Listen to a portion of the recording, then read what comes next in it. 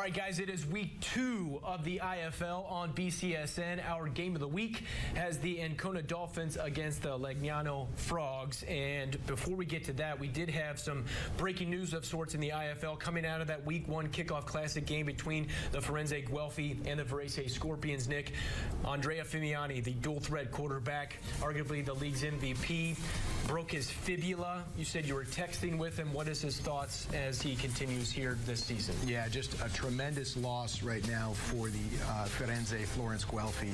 And so in texting with him, he's had surgery.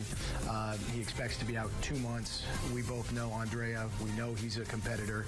If anybody can make it back within that 2-month window, it's Andrea. So hopefully we get him back and get to see him play again soon. Yeah, good luck with him and his surgery, his injury rehab, and hopefully an opportunity for him to get back with the Guelphi, because I know their goal is to definitely get back to the Italian Bowl, which is in the Glass Bowl here in Toledo, and defend their IFL title from 2022. But back to our game of the week between the Frogs and the Dolphins. This is going to be game 1 for each of these teams starting the 2023 campaign. We had a 4-4 record for Ancona last year, the middle of the pack in the standings.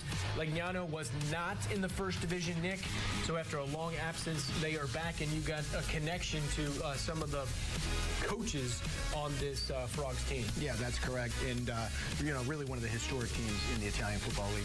Legnano Frogs, been around since the 80s. Now they're back in the first division after a long absence, as you mentioned.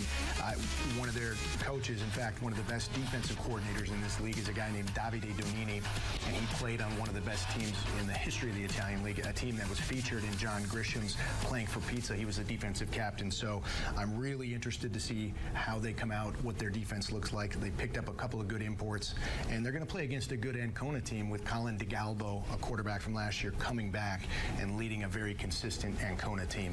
All right, both of these teams trying to get off on the right foot in game 1 of the 2023 campaign, because they know at the end of the regular season, then the playoff push, and then 2 teams will come from Italy to the United States to play the championship game here in Toledo. For Nick, I'm Justin. Back to you guys in the BCSN studio.